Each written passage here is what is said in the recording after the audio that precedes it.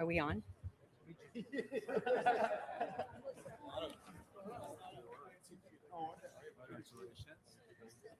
All right, we good? Greetings and welcome to BART's Daily City Yard.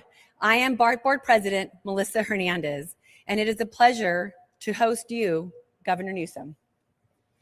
This is where the magic happens. The Daily City Yard is a hugely important facility that supports our service up and down the peninsula, through San Francisco and across the Bay. BART's dedicated workforce takes great pride in the fact we dispatch 665 trains each weekday, serving 55 million trips last year. That's nearly 1 billion passenger miles. These are trips that keep the economy thriving and the Bay Area moving. So many of us in our community depend on BART as an affordable way to move around, and we cannot let the system fail. Governor, the state loan you're about to sign is critical to and for our community. Residents here rely on BART as an affordable option to get to and from work. Governor, thank you for being a steadfast advocate for the people in the Bay Area who rely on transit and BART, as well as the Bay Area delegation. You have consistently recognized our role in moving the region and strengthening the Bay Area economy. I would like to now introduce our MTC Chair, Sue Novak.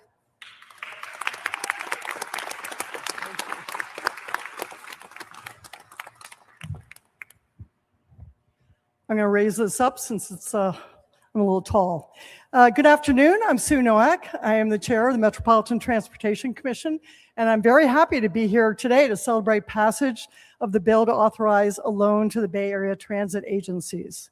This agreement represents the Bay Area at our best when we work together as a region and partner with the state. This was a must-pass bill, but that didn't make it easy. As I've learned as chair, nothing is ever easy when it comes to Bay Area transit funding. I want to recognize the hard work of Governor Newsom's team, the Department of Finance, MTC, the transit agencies that received the loans, and Santa Clara VTA. Everyone stepped up, recognizing the enormity of what was at stake for the region. The assignment was a difficult one: secure a loan to avert major service cuts while avoiding negative impacts on the state's general fund and on Bay Area transit capital projects. This legislation threads that needle. Without this assistance, hundreds of thousands of daily transit riders across the region would have experienced reduced service over the next year. While ridership dropped rapidly during the pandemic, it has been steadily recovering and now stands at about 70% of pre-COVID levels. Today, our transit systems carry an average of over 900,000 trips per day. And the systems receiving the loan are seeing ridership and customer satisfaction growing each year.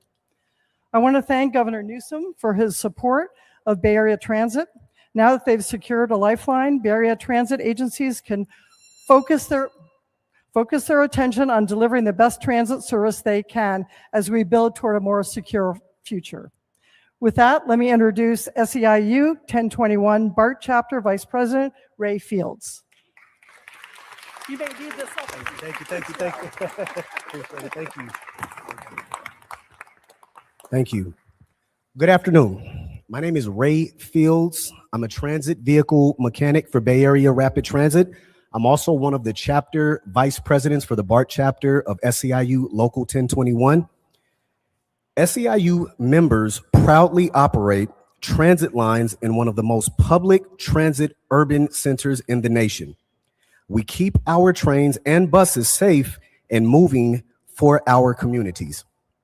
Many SEIU members also count on public transportation to get to work, shop, and get our kids to school safely. Protecting jobs and building thriving communities is why SEIU members led the fight to sustain Bay Area transit in the short term, and why we will keep fighting to strengthen these systems for the long haul. We are proud that by coming together to fight for this investment, We've helped working people get to the jobs that put food on the table, seniors can get to their doctor's appointments, and college students can make it to class. What's good for workers is good for our communities and good for California. Our economy depends on affordable and reliable public transit so that millions of people are able to move throughout our urban regions with ease. Our climate goals and the quality of air require us to invest in and support transit systems that reduce air pollution and take cars off the road. Working families depend on a strong and affordable transit system. 44% of BART riders do not own a vehicle. They depend on accessible, affordable, and reliable transit. SEIU members are truly grateful to the leaders who championed this critical investment in today's jobs and a strong future for the Bay Area communities that rely on strong transit systems. Governor Newsom, Senate President Pro Tempore Limon, Speaker Rivas, Senate Budget Committee Chair Laird, Chair Emeritus Weiner, and Senator Adeguin performed a vital service to Bay Area communities by upholding California's commitment to public transit and the working people who power this vital sector. Thank you. And now I would like to pass the mic to Assemblymember Lori Wilson. There we go. Thank you. What a pleasure it is to be here today. My name is Assemblymember Lori Wilson. I have the proud distinction of representing the 11th district, which includes Solano, Contra Costa, and Sacramento counties, but I also serve as chair of Assembly Transportation Committee. I want to thank the governor and everyone here today, especially you, for your leadership on this and your commitment to keeping California moving. As chair, it is an honor to be here with my colleagues in celebration of the signing of AB 117. This bill is about stability. Our transit system experienced dramatic ridership and revenue shifts beginning with the COVID-19 pandemic, and they are still navigating those impacts. This measure authorizes a temporary loan, which will serve as a bridge funding. It's a responsible temporary support that aligns with the 2025 Budget Act. Public transit is not optional for many Californians. It connects workers to jobs, students to schools, and families to essential services. Transit is also critical to achieving our climate goals and to reducing congestion on our roads. This bill provides flexibility while local leaders consider long-term solutions and engage stakeholders and constituencies. And today's signing reflects our commitment to protecting essential services and strengthening regional partnerships. I want to sincerely thank our transit operators and frontline workers who keep our communities connected every single day. I'd like to now introduce my colleague and partner in crime in a lot of ways when it comes to transportation. Maybe I shouldn't have said the word crime. But anyway, partner in service. I'm Senator Scott Weiner, a longtime champion and passionate advocate for public transportation. Thank you. Well, we'll call it partner in buses and trains. How about that? So I am so happy that we are all here today. This is the culmination of years of work. And you know, the challenges, the funding challenges that our public transportation systems in the Bay Area face now are not new. They've been with us for a very long time. The pandemic didn't cause them. The pandemic made it worse and more obvious. But for far too long, we have not adequately funded our public transportation systems. And we are step by step changing that. And I want to thank the governor and my colleagues in the legislature for all working together to really change that and make real positive momentum for our transit systems. And this is a multi-year process that got us here today. I still remember under the governor's leadership, we made a historic multi-billion-dollar investment in transit capital needs in California, and that was transformational. But about 3 years ago, a bunch of us got together and we said, you know, the capital is great. We need capital investment, but we have an operating problem. We have an operating funding problem. And if we don't do anything, if we just let inertia sit in, we're going to lose our public transportation systems. We're going to lose BART. We're going to lose a lot of money. We're going to lose Caltrain. We're going to lose these systems. They will either be a shadow of what they were, or they will not exist at all. And we decided we're not going to let that happen. That is not acceptable for the Bay Area, and we're just not going to let it happen. And so we had multiple bills and budget asks, and we got some bridge funding a few years ago. And then this year we came in and we knew that we were advancing our regional multi-county long-term sustainable funding authorizing legislation to go to the ballot. But we knew that we needed bridge funding so that Muni and BART, AC Transit, and Caltrain didn't have to make devastating cuts to service. The last thing that we need is to have these systems unravel, because when funding comes in and you've already unraveled as a transit system, it doesn't do much good.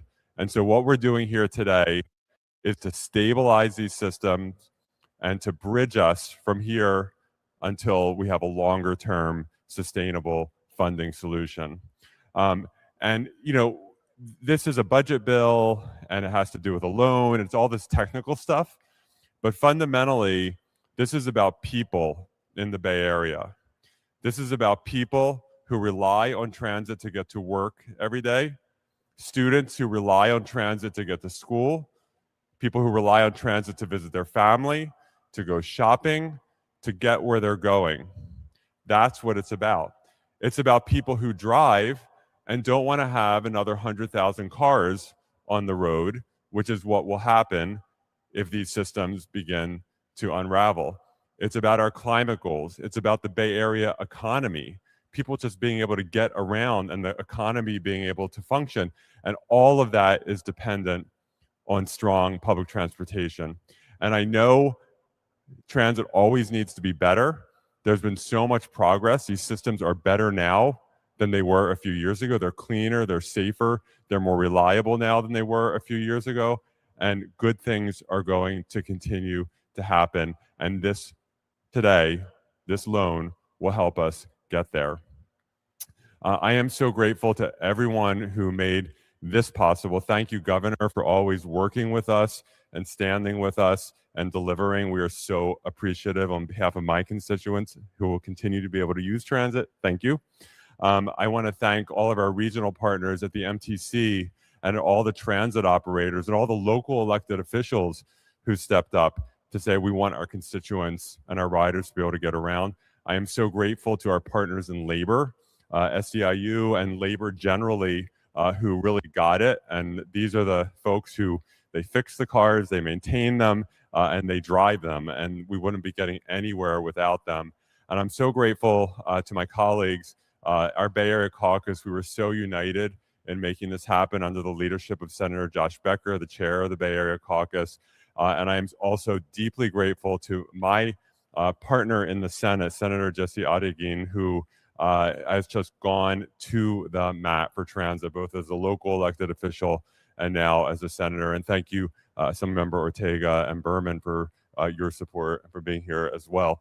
So with that, the governor has been an amazing partner for years and years, and he gets it, and we're so grateful. And with that, Governor Gavin Newsom. Thank you. Thank you, Senator. Thank you all very much for being here. Thank you to all of those assembled behind me. Thank you for your patience, your faith, and devotion to this cause. Thank you for your stewardship and moving this bill forward. We'll be signing it just in one moment, appropriately inside the BART train. We are here not only supporting BART, but we're here supporting AC Transit. We're here supporting Muni. We're here supporting our partners across the region. We're here mindful in the spirit of what the senator just said, that this is not just about transportation. It's about economic development. And it's also about our inheritance. And we've been, frankly, living off our inheritance. We've taken a lot of these systems for granted. We haven't invested in them over the course of many, many decades. I say this knowingly as a former representative, the Parking and Traffic Commission, my time here in the Bay Area, county supervisor, of course, mayor of the city and county of San Francisco. Mindful that it's also not just about economic development, it's also about the value proposition of the Bay. There's a reason this is the most vibrant, innovative, and entrepreneurial region in the world. It's not by chance, it's by design. We talk about that formula for success often as it relates to our system of higher education, this conveyor belt for talent. We talk about being able to get the best and the brightest from around the rest of the world, those first round draft choices as part of that formula. Also, it's part of the infrastructure investments we make. And speaking of investments, you saw one of those stories recently in the local newspaper about the folks out there in one part of San Francisco whose property values are literally attached to the success of these transit systems in Glen Park, among many other parts of this area. So this is about all of us. This is our identity. It's not just about moving people. It's about goods movement. It's about regional vitality. And it's about the energy and daring that is our great export here in the Bay Area and in our great state. Just briefly, it's $590 million loan. It will be paid back in 12 years. First 2 years will be interest-free, and then the interest will be tied to what we normally receive at the state through what we call the SMF program, which is our surplus money fund, so that the general fund will not be shortchanged. This was the art of the deal. There are nuances, and forgive me, it's part of my job to be part of that process. And I just want to highlight and grateful for the recognition of the finance team and Joe Stepanaw and my team, the team, and Christine Arore and others that worked hard with Senator Wiener, with Lori Wilson, with others to make sure that we stewarded this process and we moved quickly. This is the first action on the budget that the state has taken since the January budget was submitted. I'll be signing 2 additional bills today, both on efficiency as it relates to the administration of funds, particularly on climate, which is connected obviously to this today, and then support for promotion of what makes this state special, a movement of about $20 million to GoBiz to begin to promote what's right with the state and not allow folks that are so focused on what's wrong to dominate in terms of our collective focus and wisdom. The last point I'll make, I'm also mindful in the spirit of the opening remarks that we all need to step up our game and that we can't continue to do what we've done because we'll be right back here in a few years.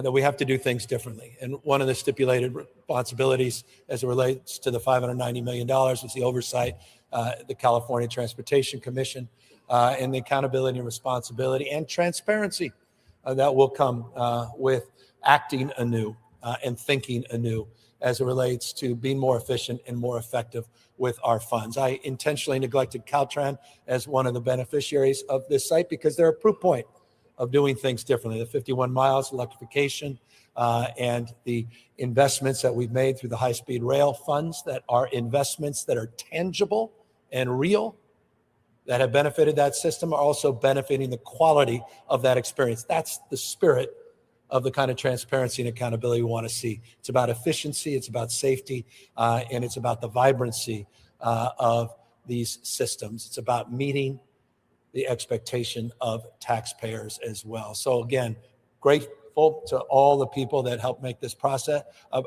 possible. Also grateful for all those that worked on the process and sort of the ugly side of governing and managing. But I know this is long overdue, and I know how important this is to all of you. And on behalf of 40 million Californians, all of us here in the state of California. With that, we will walk on to one of these new, beautiful new train sets and sign the bill.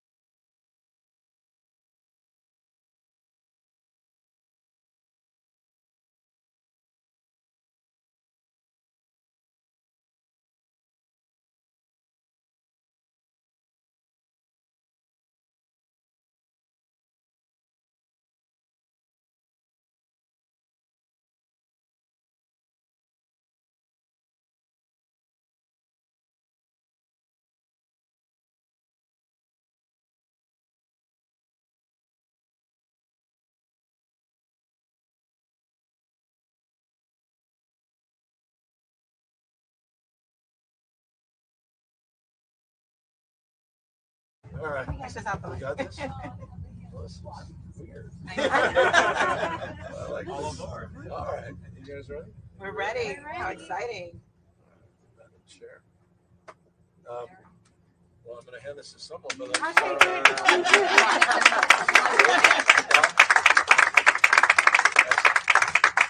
congratulations.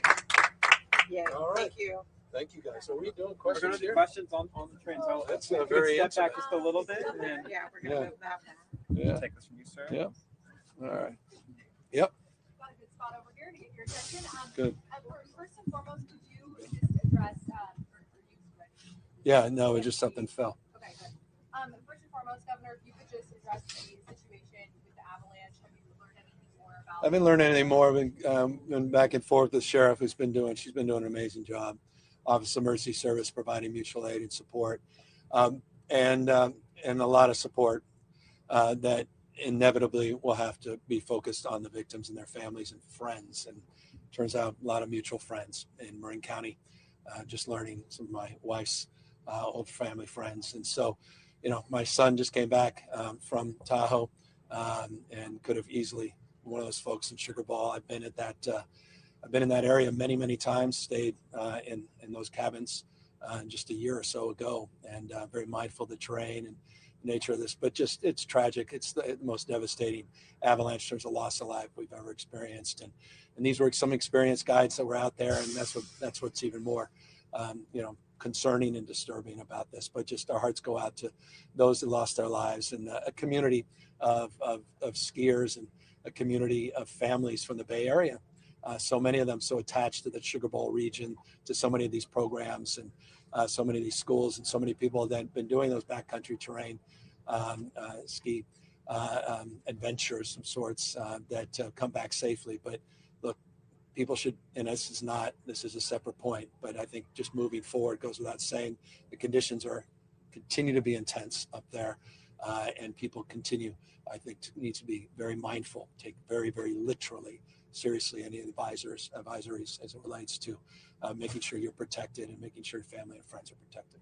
Governor, on the topic of public transportation in Chowdhury, I know is on a leave of absence right now. I just want to confirm, was anyone told about his arrest before No. he made it public?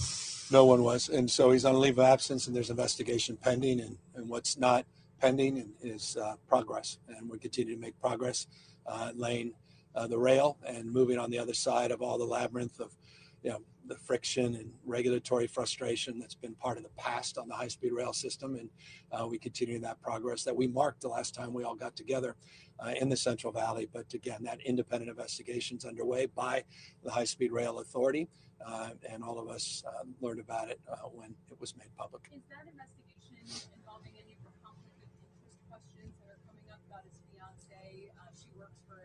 The board is going to appropriately investigate not only the issues that were brought to light, but some of these broader issues as well. Governor, you just came back from Europe. The leaders were talking about setting age limits on social media. Do you support California lawmakers' proposal to age gate social media? And at what age would you draw the line? Well, I've got 4 kids. The youngest just turned 16, and so I can speak as a father, as a parent. We need help. We have a generation that's never been more anxious, less free, more stressed, and we have to address this issue. And I had a birthday party just a few weeks ago with a lot of my daughter's friends, and I literally stopped everybody because there were 7 of them together, all of them on their cell phone at the birthday party, not one of them talking to each other. We need help. I think it's long overdue that we're having the debate we're having now in the legislature, and I'm very grateful the legislature is taking this very seriously. I brought this up at my State of the State because of my concern. I had the opportunity, you mentioned I was overseas, to meet with Prime Minister Sanchez of Spain, who's moving also in this direction. We had a direct conversation about this. I also met with the Vice Premier of Australia, had a direct conversation in Munich on this topic.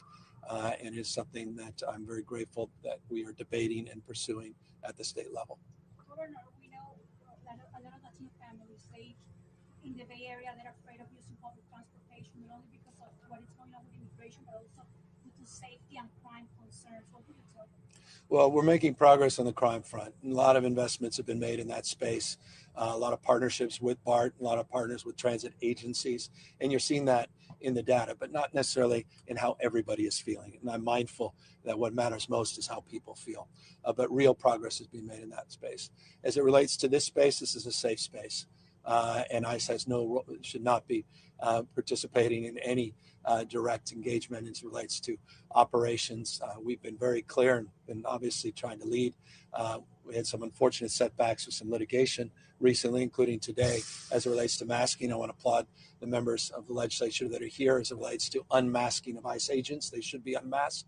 They should provide their ID, and they should be clearly marked.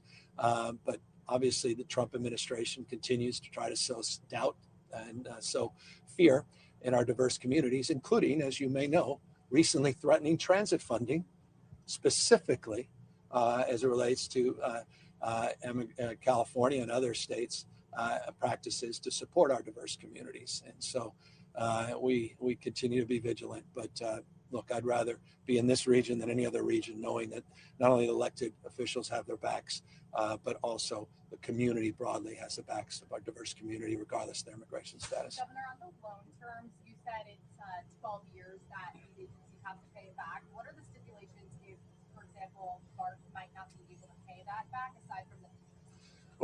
Well, Senator Weiner made a point, and I think it was an important point. A few years ago, when we had an abundance of a surplus, people asked where those dollars went. Well, there was a fund that we substantially increased investments in, close to $3 billion, about $1.5 billion in Northern California, an equivalent amount in Southern California. We're borrowing against that fund, and that fund will be the fund that ultimately would be clawed, the pride to claw back as it relates to providing that interest payment and ultimately repaying that loan. So it is not backed by the general fund. It will work against the capital fund, what is referred to as the Transit Intercity Rail Capital Program. And that specific capital program is the security as it relates to this $590 million loan. Governor, you said that there's going to be some oversight by the state transportation when it comes to this loan money. How would you like to see local transit leaders better manage their budget? Well, I want to leave that to local officials. I mean, I don't want that to be top down. But look, I think we all have to recognize the world's changed and we have to change with it. And that requires us to do things differently, to collaborate, to leverage our resources, have a more resourceful mindset, work together across agencies on capital appropriations, procurement strategies as it relates to administrative functions and staff. It's incredibly important that we're mindful in that respect of where the dollar goes. We've got a federal administration that is very antagonistic against public transit. We're very blessed to have a very proactive and supportive delegation, particularly the Bay Area delegation, who's in support of public transit. And so that's the dialectic. That's the stress point. But we can't do everything. The federal government still will play an outsized role. But nonetheless, we have to be mindful. We have to be more efficient, ultimately do things differently. And Senator Weiner, I'm sure, wants to amplify. I just want to